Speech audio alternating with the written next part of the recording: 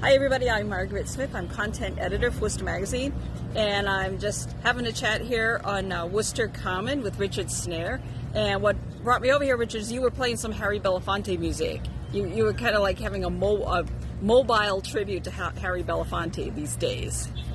Right. I've always loved him and his music and how it reaches the different cultures. Can I ask when and where you first heard his music? Do you recall? My parents, my father probably, and my mother probably was playing it on the 8-track tape. 8-track tape? Yeah, I'm sure there was a Harry Belafonte tape. Yeah. So you've been kind of just out and about in the city today. How have people been reacting?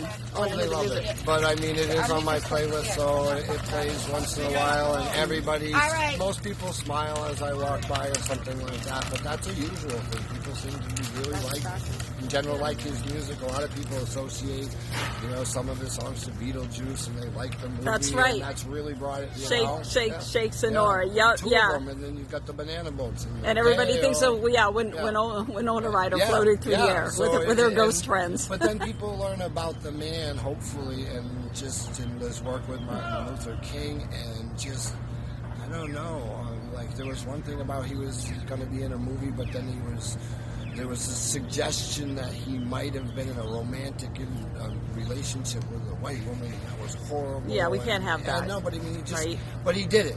And there was a director that said, if you're not going to do this, then he's like, okay, then I'm not going to be in it.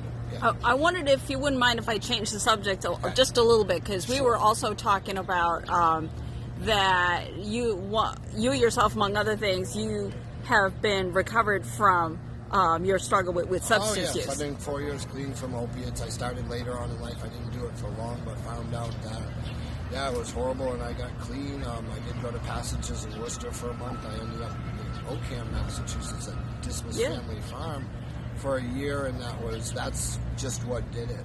Now, we know, of course, that substance use disorder is a very complex condition. It's a complex medical condition, and there's no easy answers. But that said, as someone who's been through that struggle, do you have any thoughts or words of hope or advice for someone who might be listening to this or watching this right now who's having their own struggle with substance use? Everybody, is what I've learned, is you've got to hit your own rock bottom before you're ready. I could put out words of encouragement, but until a person is truly ready, then they're just not going to do it. That's what I found. It's sad. But the thing is, with Worcester in this area, there is so much opportunity. Anywhere else that I've been, I would not have been as successful as I was in Worcester. There's places you can just walk into, and they'll take you off the street. And other places, I'm from New Hampshire, that they put you in jail if you have a problem. Well, I really appreciate you taking the time, both to share your thoughts about a musician who's meant a lot to you, and about your own struggle. And it's important to keep the opiate in mind. I don't know if you noticed, but the Narcan is now going to be over the counter. Everybody should buy a thing of Narcan, because it could be on the street in front of your house, in your building. You don't know, and you don't know who. So it might be even easier to get than some people might. Everybody should have Narcan on their person, because you're going to... So, and everyone listening out there, I would, as a journalist, advise you to, if Narcan is something that you think you need, go out and get the facts. There's definitely facts online. If you're not sure, ask your doctor, your pharmacist. Some people learn CPR to save someone's life. It's hard to learn CPR. But you do can it learn. Right, but the Narcan, it's a push of a thumb, and the person comes back most of the time. I've seen it. It's amazing.